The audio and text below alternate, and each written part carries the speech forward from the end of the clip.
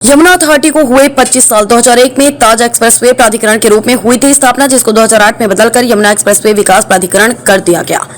Yamuna expressway विकास प्राधिकरण अपने 25 वर्ष पूरे होने के उपलक्ष्य में जयंती दिवस के रूप में मना रहा है। यमुना अथॉरिटी के सीईओ राकेश कुमार सिंह ने की प्रेस वार्ता के दौरान 25 सालों में अथॉरिटी के द्वारा हासिल किए गए उपलब्धियों को गिनवाया। Jewar airport, film city, semiconductor park, जापानी park, apparel park, medical device park सहित कई परियोजनाएं चल रही हैं। इस साल यमुना अथॉरिटी के द्वारा मथुरा, हाथरस और आगरा समेत कई जगहों पर जमीन अधिग्रहण की जाएगी। ग्रेटर नोएडा से मुकेश गुप्ता, समाचार 24। जयंती दिवस है 14 अप्रैल 2001 को। आज ही के दिन ताज एक्सप्रेसवे औद्योगिक विकास प्राधिकरण का गठन हुआ था, जो बाद में 2008 में परिवर्तित होकर के यमुना एक्सप्रेसवे औद्योगिक विकास प्राधिकरण के रूप में, जो हमारा पश्चिमी उत्तर प्रदेश का संपूर्ण क्षेत्र है, आगरा, मथुरा, अलीगढ़ और दिल्ली से कैसे सुगम यातायात के माध्यम से, और इसके माध्यम से आज इसकी उपयोगिता इतनी है कि पूरा संपूर्ण पूर्वी भारत इसका नाम परिवर्तित होकर के यमुना एक्सप्रेसवे औद्योगिक विकास प्राधिकरण हुआ पड़ता है। और 6 जिलों का जो पूरा जो इसका नोटिफाइड एरिया है 1149 गाँव का, वो 3,35,000 हेक्टेयर है। इसके 2 बनने की प्रक्रिया गतिमान है। फेज 2 का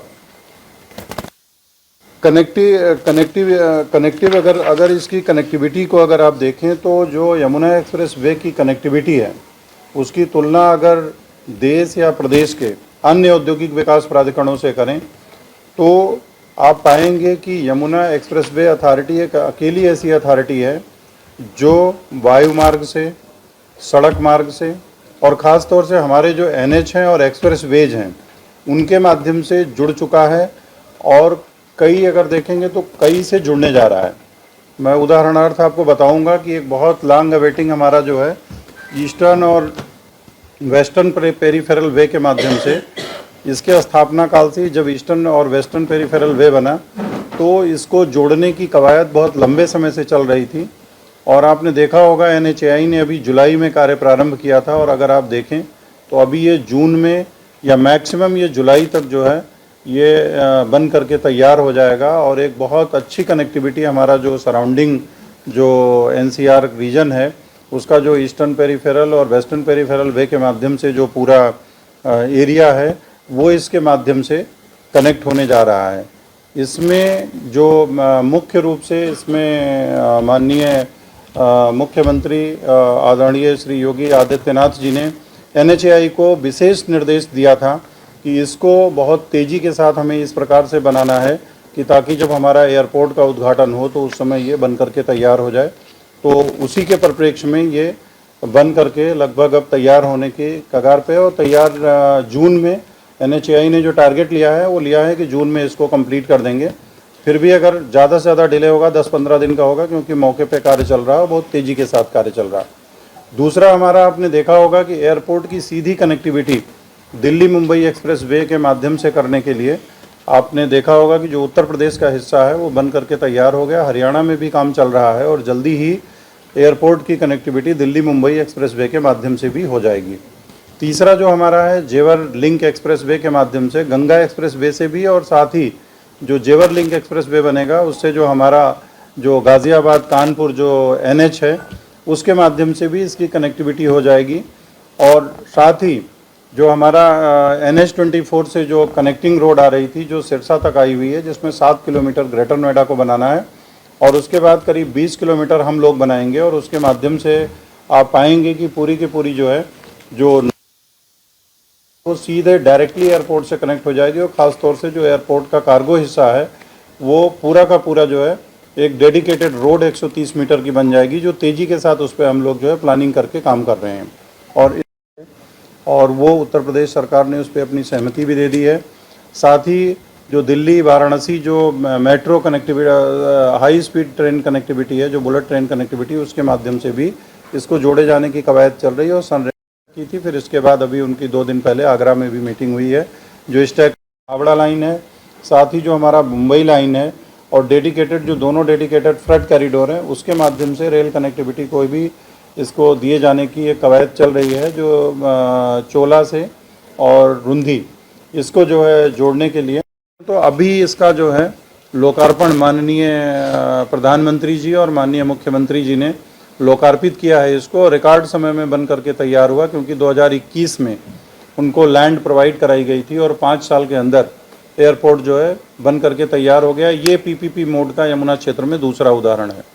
तीसरा अगर आप देखें तो अभी नॉर्थ इंडिया की जो सेमीकंडक्टर यूनिट है, जो एचसीएल फॉक्सकॉन मिल करके जो इंडिया चिप प्राइवेट लिमिटेड के माध्यम से बना रहे हैं, वो उनको लैंड दे दी गई। पूरी लैंड प्रोक्योर्ड है, उनका शिलान्यास भी हो गया है और शीघ्र ही उनका कार्य प्रारंभ होने जा रहा है, जो यमुना क्षेत्र के लिए एक बड़ी उपलब्धि है। इसी तरह से अभी जो औद्योगिक भूखंडों के अगर आप आवंटन की बात करें तो अभी तक यमुना अथॉरिटी ने 3116 औद्योगिक भूखंड आवंटित किए हैं। उसमें से जो हमारा लीज प्लान है वो अब केवल 387 लीज प्लान बचे हैं, बाकी सारे लीज प्लान बन करके आ गए और उसमें लगभग जो है 2600 के ऊपर हम लोगों ने लीज डीड एग्जीक्यूट करा दी है। और आपको ये जान करके खुशी होगी कि पिछले एक वर्ष में हम लोगों ने लगभग 800 के ऊपर लीज डीड एग्जीक्यूट कराई और 795 लोगों को उनको आवंटित भूमि पर कब्जा दिलाया। तो जो हमारी इंडस्ट्रियल डेवलपमेंट अथॉरिटी का जो मुख्य मोटो है औद्योगिक विकास को बढ़ावा देना, औद्योगिक विकास को हम लोग सबसे आगे लेकर के चल रहे हैं और उसी के परिणाम स्वरूप जो अभी उत्तर प्रदेश सरकार द्वारा जो माननीय मुख्यमंत्री आदरणीय श्री योगी आदित्यनाथ जी के निर्देशन में जो हमारी बहुत सारी इन्वेस्टर्स मीट हुई थी, उसका परिणाम ये रहा कि यमुना औद्योगिक विकास प्राधिकरण क्षेत्र में करीब 12 से 15 एक बड़ी औद्योगिक इकाइयों ने यहाँ पे दस्तक दी है और सभी को लैंड भी अलाट हो गया और उनकी लैंड प्रोक्योर भी कर ली गई। आने वाले समय में, आने वाले 1 से 1.5 माह में उनकी ग्राउंड ब्रेकिंग सेरेमनी भी होने जा रही है, जिसमें लगभग 25,000 करोड़ का निवेश होगा और लगभग 15,000 से ऊपर जो है रोजगार सृजन होंगे। उसमें मुख्य रूप से आप जानते हैं कि जो सेल है, हमारा जो कुबोटा है जो जापानी कंपनी है, एस्कॉर्ट के साथ मिल करके कर रहे हैं, Ford company new Holland tractor के साथ मिल करके कर रहे हैं, इनको लैंड एलोकेट कर दी गई है, जिसमें मिंडा है और साथ ही हॉवेल्स हैं, अंबर इलेक्ट्रॉनिक्स है जो नॉर्थ इंडिया की सबसे बड़ी इलेक्ट्रॉनिक्स कंपनी है, इसी तरह से जो एसेंट के हैं, ऐसे करके करीब जो है 12 से 15 यूनिट्स ऐसी हैं जो बहुत जल्दी 1-1.5 महीने के अंदर इनको अभी हम लोगों ने एक पिछले वित्तीय वर्ष में मार्च के महीने में हम लोगों ने लैंड आवंटित की है। और यमुना इंडस्ट्रियल डेवलपमेंट अथॉरिटी के जो इंफ्रास्ट्रक्चर डेवलपमेंट है उसको भी लेकर के हम लोगों ने तेज़ी के साथ ईपीसी मोड पे उसका जो है जो मास्टर प्लान रोड्स हैं, जो सेक्टर्स का डेवलपमेंट है, उसको लेकर के तेज़ी से हम लोग आगे बढ़ रहे हैं। जो हमारी आवासीय योजनाएं हैं, आवासीय योजनाओं में अगर आप देखें तो जो हमारी सबसे बड़ी स्कीम थी 2009 की वो 21,000 प्लाटों की थी। उसके बाद जो हमारी स्कीम्स आई उसमें लगभग 9,000 प्लाट्स जो है निकले थे। तो कुल मिला के 30,000 प्लाट में अगर आप देखें तो उसमें से लगभग 16,000 लोगों का जो है लीज डीड हुआ था, रेस्ट 14,000 बचे हुए थे। लेकिन हम लोगों ने पॉकेट वाइज रणनीति बना करके लगभग इंडस्ट्रियल उसमें जो हमारा जो रेजिडेंशियल जो एरिया था उसमें लगभग 36 पॉकेट्स हैं। उन एक एक पॉकेट्स को निकाल करके कहाँ पे दिक्कत है, क्या है, उसको हम लोगों ने तेज़ी के साथ आगे बढ़ाया। परिणाम स्वरूप करीब 2,500 लोगों की लीज डीड 1 साल के अंदर जो है एग्जीक्यूट हुई है इंडस्ट्रियल एरिया में। इससे भी हमारी कई स्कीम्स गतिमान हुई हैं। तो अगर आप देखें तो आपने देखा होगा कि चूँकि इधर जो है वो काफ़ी तेज़ी के साथ अब हमारा जब एयरपोर्ट का शुभारंभ हुआ है इसके बाद बहुत तेज़ी के साथ इकोनॉमिक एक्टिविटीज़ इस क्षेत्र में बढ़ रही हैं और जो इस क्षेत्र के निवेश और रोज़गार की दृष्टि से बहुत ही महत्व। देखिए तो जो हमारा मेडिकल डिवाइस पार्क है जो कि 5 सेगमेंट टारगेट को लेकर के चल रहा है उसमें जो है बहुत तेज़ी के साथ विकसित हो रहा है। केवल 2 जो हमारी कॉमन साइंटिफिक फैसिलिटीज़ हैं उनको छोड़ करके हम लोगों ने सारी कॉमन साइंटिफिक जो फैसिलिटीज़ थी उनको मौके पे धरातल पर ले आए हैं और वो बन करके तैयार हो गई हैं। साथ ही जिन यूनिट्स को प्लाट अलाट हुए थे वो तेज़ी के साथ वहाँ पे जो है काम कर रहे हैं। अगर आप लोग जा कर के देखेंगे वहाँ पे तो आपको निश्चित रूप से मेडिकल डिवाइस पार्क में अच्छी प्रगति मिलेगी। इसी तरह से हमारे MSME पार्क में 453 प्लाट आवंटित हुए थे, उसमें बहुत कम डेवलपमेंट था, लेकिन पार्क है सेमी कंडक्टर पार्क में अगर आपने देखा होगा, जो हमारा EMC 1 है, EMC 1 में बीबो कंपनी हमारे यहाँ फंक्शनल है। इस तरह से सेमी कंडक्टर पार्क का हमने आपको पहले ही उल्लेख कर दिया। इंटरनेशनल फिल्म सिटी, इसका हम लोग अगले 1 से 1.5 महीने में इसका भी शिलान्यास की तैयारी की जा रही है। और ये 230 एकड़ क्षेत्रफल में जो है ये है, 230 एकड़ क्षेत्रफल इसके लिए एलोकेट किया गया है और इसमें 153 हेक्टेयर पर कोर एक्टिविटी होगी और साथ ही रेस्ट पे जो है इनकी कमर्शियल एक्टिविटीज़ होंगी। इसी तरह से फिनटेक पार्क एक अच्छी जो है योजना है जिसमें विकास के कार्य हैं वो तेज़ी के साथ, चाहे वो बिजली के सब स्टेशंस हों या पेयजल सुविधा के लिए अभी हमने सिंचाई विभाग से भी कोऑर्डिनेशन किया है, जिसमें हम उनको ये कह रहे हैं कि जो आपका हमारे यहाँ गंगा जल की जो डिस्ट्रीब्यूटरीज़ हैं जिनके माध्यम से ये एरिया सिंचित होता था, चूँकि अब आपका 1 लाख एकड़ एरिया कम हो गया है आपके इन कैचमेंट एरिया में, तो उसके लिए जो पानी आप यूज करते थे वो हमें अगर दे दें तो वो और प्लस ग्राउंड वाटर मिला करके यमुना क्षेत्र में पानी की सफिशिएंट सप्लाई जो है सुनिश्चित कराई जाएगी और इसके लिए एक कार्य योजना बनाने के प्रश्न पर तेज़ी से विचार चल रहा है। इसी तरह से हम लोगों ने अपने क्षेत्र में अभ्युदय कंपोजिट विद्यालय के लिए भी भूमि दी है। इसी तरह से अगर आप देखें तो टाटा के 233 और माननीय प्रधानमंत्री जी की प्रेरणा से उस पर तेज़ी के साथ काम हो रहा है और आने वाले दिनों में ईडा जो है अपने प्रदेश की नहीं बल्कि विश्व स्तरीय एक सबसे बड़ी औद्योगिक जो विकास प्राधिकरण है उसके रूप में अपनी छटा बिखेरेगा, ऐसा मेरा विश्वास है। मैं अभी इससे संबंधित जो प्रेस नोट है हम लोगों ने जो तैयार किया है, इसको मैं जो ईडा मीडिया ग्रुप है उस पर मैं आप लोगों के साथ शेयर भी कर दूंगा। और आप लोगों का इतनी बड़ी संख्या में यहाँ पे हमारे स्थापना दिवस में आने के लिए बहुत बहुत धन्यवाद। और मैं ईडा के स्थापना दिवस के अवसर पर आप सभी को अपनी ढेर सारी शुभकामनाएं और बधाई देता हूँ। Thank you. जय हिंद, जय भारत। उसका कोई घर था, घर लिया है तो उसके बदले आपने देखा होगा एक पूरी कॉलोनी विकसित करके दी गई।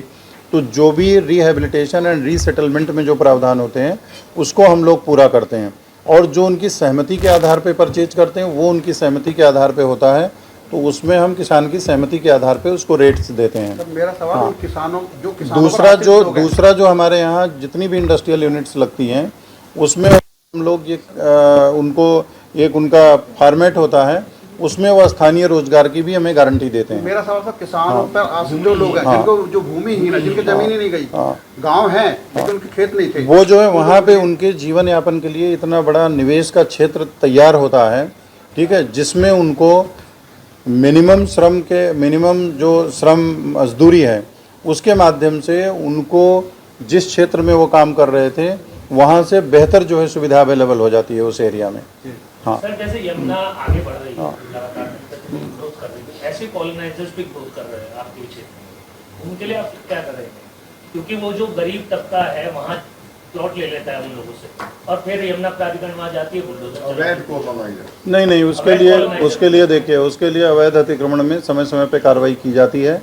और आपने देखा होगा कि नोएडा, ग्रेटर नोएडा, अब इसके बाद यमुना, इसमें जो है जो भी अवैध कॉलोनीज हैं बहुत गांव के आसपास बहुत थोड़ी मात्रा में कहीं पे हो सकती हैं जिन पे समय समय पे कार्रवाई की जाती है, लेकिन एट लार्ज ये सिटीज़ बहुत ही सुव्यवस्थित शहर हैं। आपने अभी जुलाई में देखा होगा बहुत सारे शहरों में पानी भरा, लेकिन नोएडा, ग्रेटर नोएडा में इन जगहों पे बिल्कुल जल भराव नहीं हुआ, जो एक सुनियोजित तरीके से एक सुंदर शहर विकसित करने का एक प्रैक्टिकल टेस्ट है, व्यावहारिक टेस्ट है ना।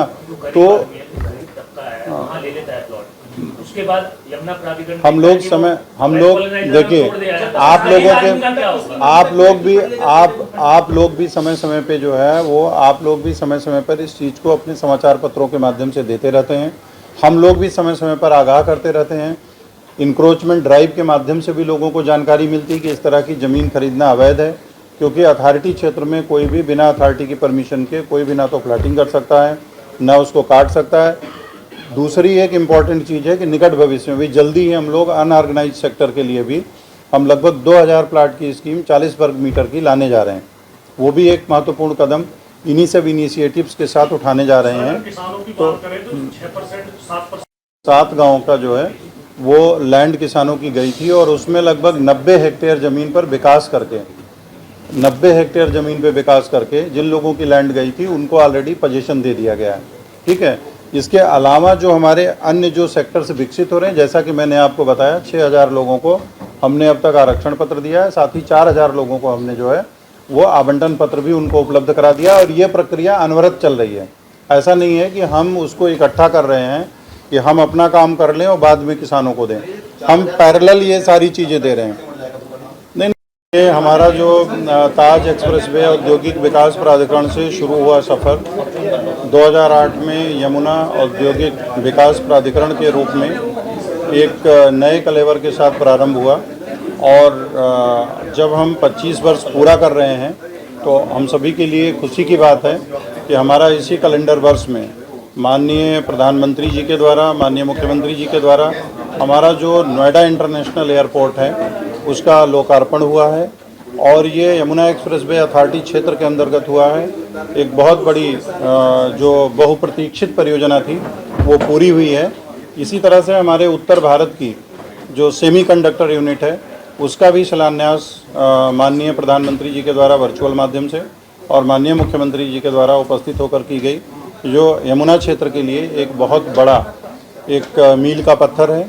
इसके अलावा हमारे मेडिकल डिवाइस पार्क हैं, हमारे हैंडीक्राफ्ट पार्क हैं, एमएसएमई पार्क है, अपैरल पार्क है, हमारा जो सेमीकंडक्टर पार्क है, जो हमारा इलेक्ट्रॉनिक मैन्युफैक्चरिंग क्लस्टर है, ये सभी तेज़ी के साथ विकसित हो रहे हैं और मुझे पूरी उम्मीद है कि हम लोग इन सभी अपने पार्क्स और क्लस्टर्स को इस वर्ष बहुत तेज़ी के साथ विकसित करेंगे। और आप सभी अवगत हैं कि इसी वर्ष हमारा जो इंटरनेशनल फिल्म सिटी है उसका भी शिलान्यास संभावित है।